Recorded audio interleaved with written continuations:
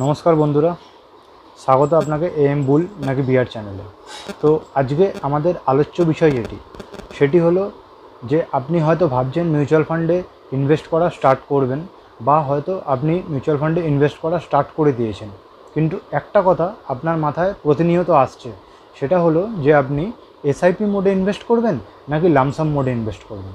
তো আজকের ভিডিওতে বন্ধুরা আমি চেষ্টা করব যে আপনাকে সম্পূর্ণ তথ্যটা দিয়ে সাহায্য করার চেষ্টা করব, যাতে আপনি বুঝে যান যে আপনার এসআইপি মোডে ইনভেস্ট করা উচিত নাকি আপনার লামসাম মোডে ইনভেস্ট করা উচিত। তো বন্ধুরা, টাইম নষ্ট না করে চলুন শুরু করা যাক। তো প্রথমে বন্ধুরা আমরা দেখে নেব যে মিউচুয়াল ফান্ডে আপনি যদি শুরু করেন তো আপনার কাছে দুটো রাস্তা রয়েছে। এক হচ্ছে এসআইপি আর 2 নম্বর হচ্ছে লামসাম।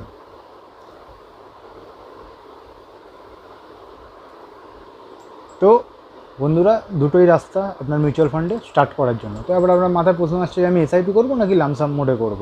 তো এসআইপি মোড সেটা কিভাবে কাজ করে আপনাকে প্রথমে জানতে হবে। তো এসআইপি মোড, এসআইপির ফুল ফর্ম হচ্ছে সিস্টেমেটিক ইনভেস্টমেন্ট প্ল্যান। আপনি হয়তো জানেন, না জানলে আমি আরেকবার রিপিট করে দিচ্ছি, সিস্টেমেটিক ইনভেস্টমেন্ট প্ল্যান। তো এই কারণেই এই নামকরণটা দেওয়া হয়েছিল, এবং এইটা তাদের জন্য আনা হয়েছিল যে যারা নিজেদের কাজে ব্যস্ত রয়েছে, ধরুন তারা কোনো ওয়ার্কিং প্রফেশনাল হতে পারে, কোনো বিজনেসম্যান হতে পারে, বা কোনো স্টুডেন্ট হতে পারে যে পড়াশোনা করছে এখনও। তো তারা যদি চায় তাদের ইনকাম থেকে বা পকেট মানি থেকে একটা টাকা সেভ করে তারা ইনভেস্ট করা স্টার্ট করতে চায়, তো তাদের জন্য এই জিনিসটা আনা হয়েছিল মার্কেটে এবং পপুলার করা হয়েছে। এখন সবাই জানে এসআইপি। তো এসআইপি সিস্টেমেটিক ইনভেস্টমেন্ট প্ল্যান এই কারণেই বলা হয় যে এইটা একটা সিস্টেমেটিক পদ্ধতি মিউচুয়াল ফান্ডে ইনভেস্ট করার জন্য। কীরকম পদ্ধতি? ধরুন প্রথমে আমরা এসআইপিটা জেনে নিই, তারপর আমরা লামসামে যাব। তো মার্কেট যখন চলে, দেখুন বন্ধুরা, মার্কেট যখন চলে তখন মার্কেট কিন্তু একভাবে এরকমভাবে যায় না কোনো দিন। মার্কেট যখন চলে, মার্কেট কিন্তু এরকমভাবে চলে। তো একটা জিগজ্যাগ কন্ডিশনে মার্কেট কিন্তু চলে। তো এসআইপিটা কীরকমভাবে আপনাকে সাহায্য করে এটা ইনভেস্টমেন্ট করতে। ধরুন সাপোজ আপনি আজকে একটা ওয়ার্কিং প্রফেশনাল বা আপনি একটা চাকরি করছেন। তো ধরুন আপনার মাসে যেদিন আপনার স্যালারি হয় সেটা ধরুন 30 তারিখ মাসে। তো আপনি প্রতি মাসের একটা ডেট ফিক্সড করে নিলেন যে আমি 2 তারিখে বা 3 তারিখে টাকাটা ইনভেস্ট করব প্রতি মাসে। সে অ্যামাউন্ট হোয়াট এভার, যেটা আপনার ক্যাপাবিলিটি, আপনি সেই অনুযায়ী একটা অ্যামাউন্ট নির্ধারণ করে নিলেন। তো সেটা আমি প্রতি মাসে 2 তারিখে ইনভেস্ট করব মার্কেটে, মানে মিউচুয়াল ফান্ডে। তো তো মার্কেট এইভাবে মার্কেটের মতন চলছে। আপনি মার্কেট দেখছেনও না, আপনি মার্কেট সম্বন্ধে কিছুই বোঝেন না, আপনার দেখার দরকারও নেই, আপনি নিজের কাজে ব্যস্ত। আপনি কি করছেন? প্রতি মাসের 2 তারিখে আপনি ধরুন মার্কেটে ইনভেস্ট করছেন। ধরুন এটা প্রথম 2 তারিখ, তারপরে 2 তারিখ ধরুন এইটা, তারপরে 2 তারিখ ধরুন এইটা, তারপরে 2 তারিখ ধরুন এইটা। তো এগুলো 2 তারিখ, প্রতি মাসের 2 তারিখ। তো আপনি 4 মাস ইনভেস্ট তো করে দিয়েছেন। তারপরের মাসের 2 তারিখ ধরুন এইটা, তারপরের মাসের 2 তারিখ ধরুন এইটা। তো এরকম। তো এইটা ধরুন পরের মাসের 2 তারিখ, তো এইটা দেখুন পরের মাসের 2 তারিখ, তারপরের মাসের 2 তারিখ ধরুন এইটা, তারপরের মাসের 2 তারিখ ধরুন এইটা। তো এই যে আপনি এতগুলো মাসে, প্রতি মাসে 2 তারিখে আপনি যে কনসিস্টেন্টলি ইনভেস্ট করে চলেছেন মার্কেটে বা মিউচুয়াল ফান্ডে, তো আপনার এই প্রাইসটা আপনি যখন কিনছেন সেটা কিন্তু আপনি মার্কেটের বিভিন্ন স্টেজে কিনছেন।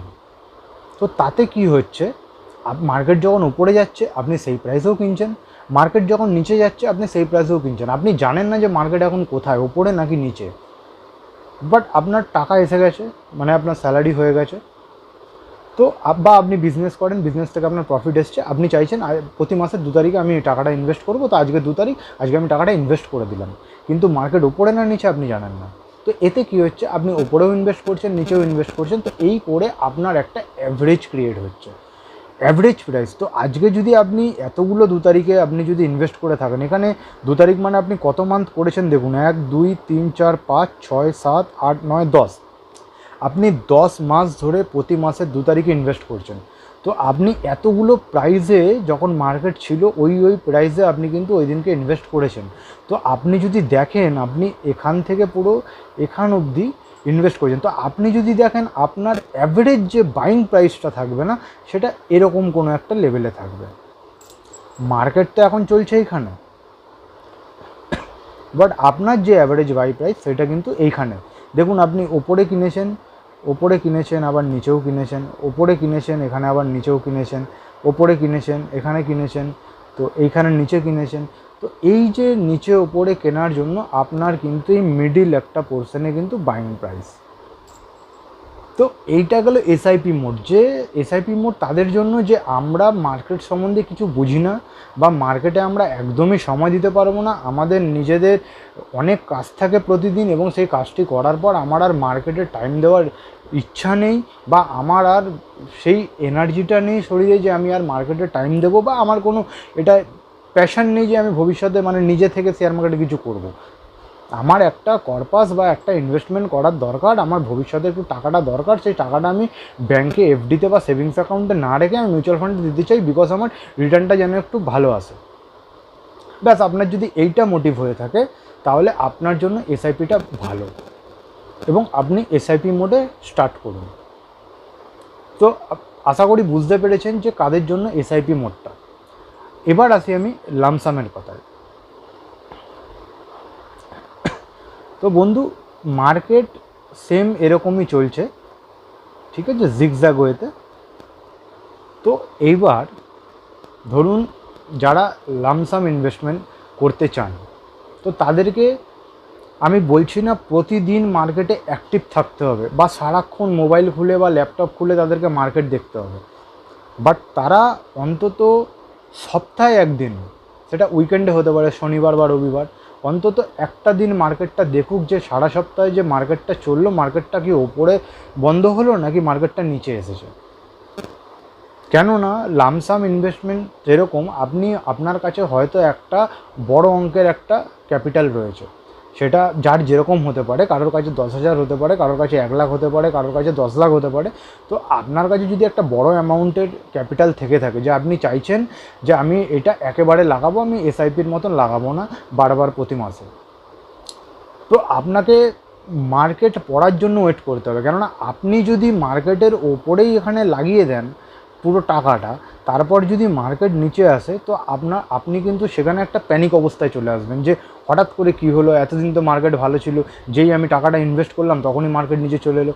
মার্কেট আলটিমেট ওপরে যাবে, আপনি যেই প্রাইসে কিনেছেন সেই প্রাইসে হয়তো ফিরে যাবে, সেটা 1 মাস পরে হোক বা 6 মাস পরে হোক বা 1 বছর পরে হোক, মার্কেট কিন্তু ওই প্রাইসে যাবে, সেটা নিয়ে সন্দেহ নেই। কিন্তু আপনার একটা প্যানিক সিচুয়েশান ক্রিয়েট হবে, যেটা হয়তো আপনি প্রথমে, যেহেতু আপনি মিউচুয়াল ফান্ডে প্রথম আসছেন বা প্রথম এসেছেন, আপনি কিন্তু সেটা হঠাৎ করে সহ্য করতে পারবেন না, বা আপনার হঠাৎ করে একটা মানে খুবই বাজে একটা চাপ তৈরি হবে আপনার সাইকোলজিতে।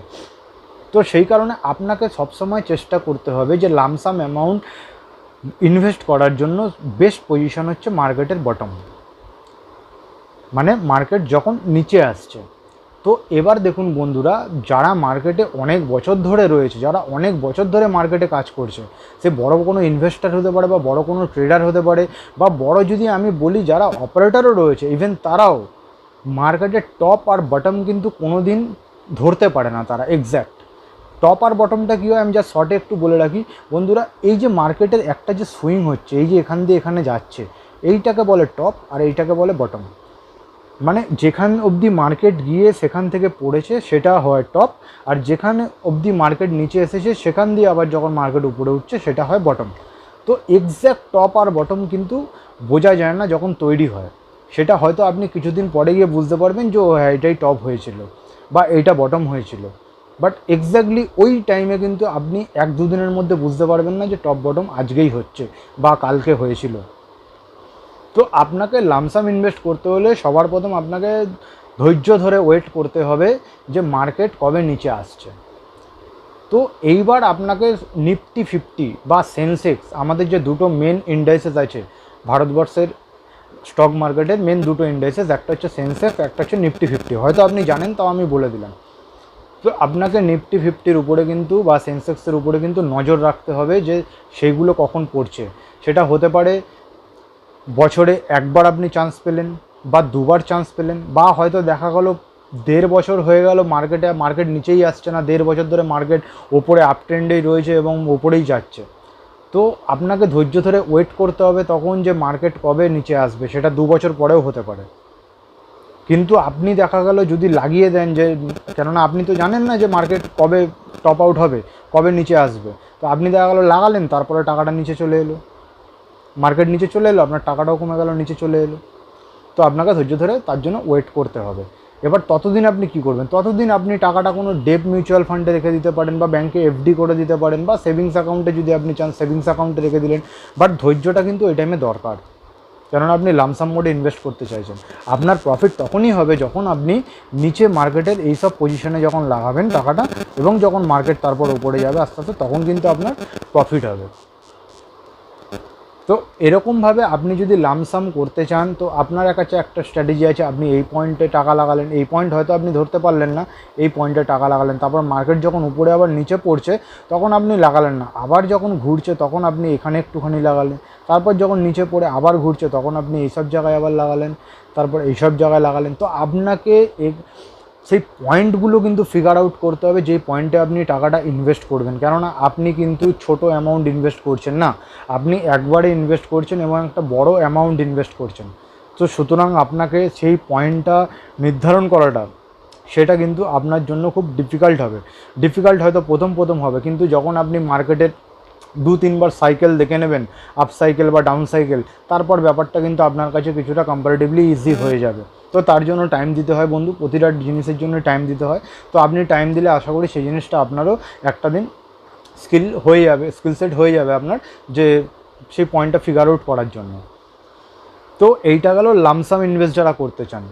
তো লামসাম ইনভেস্টমেন্ট আর এসআইপি ইনভেস্টমেন্ট দুটো আলাদা রকমভাবে করা হয়, দুটোর পদ্ধতি সম্পূর্ণ আলাদা, এবং দুটোর টাইম টেবিল সম্পূর্ণ আলাদা, সিস্টেম সম্পূর্ণ আলাদা। তো কোনটা কাদের জন্য আশা করি বন্ধু আপনারা বুঝতে পেরেছেন। তো এখন আমি আপনাকে বলতে পারি না যে আপনি এসআইপি মোডে করুন, হতে পারে আপনি লামসাম মোডে ইনভেস্ট করছেন, মানে করা শুরু করেছেন, বা হয়তো আপনি করা শুরু করবেন কিন্তু আপনি করতে পারবেন, বা আপনার ইচ্ছাও রয়েছে লামসাম মোডে, সেখানে আপনাকে আমার এসআইপি বলে কোনো লাভ নেই। আপনার যে চয়েস বা আপনার যে টেম্পারমেন্ট, সেই অনুযায়ী যদি আপনি শেয়ার মার্কেটে ইনভেস্ট বা ট্রেডিং করেন, তবেই আপনার মুনাফা হবে, মানে প্রফিট হবে। আমার যেটা শ্যুট করে সেটা আপনার শ্যুট নাও করতে পারে, বা আপনার যেটা শ্যুট করে সেটা আমার নাও শ্যুট করতে পারে। তো আমি বেসিক্যালি দুটো জিনিসের মধ্যে ডিফারেন্স এবং দুটো জিনিস কার জন্য কোনটা, আমি জাস্ট একটা ধারণা আপনাদেরকে দিলাম। বাকি ডিসিশনটা আপনাদের, এবং আপনি নিজের মতো করে সেই জিনিসটা ভেবে দেখুন যে কোনটা আপনার জন্য। মার্কেট কোথাও যাবে না বন্ধু, মার্কেট এখানেই রয়েছে, মার্কেট আগামী অনেক বছরও থাকবে। তো আপনি সময় নিয়ে জিনিসটা ভাবুন, আপনি কোনটা করতে চান বা কোনটা আপনি করতে পারবেন, আপনি সেটাই করুন। তো আশা করি বন্ধুরা আজকের ভিডিওটি দেখার পর আপনাদের যে কনফিউশন একটা ছিল কোনটায় আমরা এসআইপি মোডে করবো না লামসাম মোডে ইনভেস্ট করবো, তো আশা করি সেটা আপনাদের ক্লিয়ার হয়েছে। তো নেক্সট টাইম বন্ধুরা আবার আমি ভিডিও নিয়ে আসবো ইনভেস্টমেন্ট এবং ট্রেডিংয়ের উপর। তো জুড়ে থাকুন চ্যানেলের সাথে। আর রিকোয়েস্ট একটা করবো বন্ধু, চ্যানেলটি নতুন, যদি ভালো লাগে লাইক করবেন, কমেন্ট করবেন, শেয়ার করবেন এবং সাবস্ক্রাইব করে নেবেন চ্যানেলটা। ফিউচারে আমি যখন ইনভেস্টমেন্ট বা ট্রেডিং সম্বন্ধে আরও ভিডিও নিয়ে আসবো, আপনি নোটিফিকেশান পেয়ে যান যেন। তো ভালো থাকবেন বন্ধুরা, ভালোভাবে ট্রেডিং করুন আর ইনভেস্ট করুন।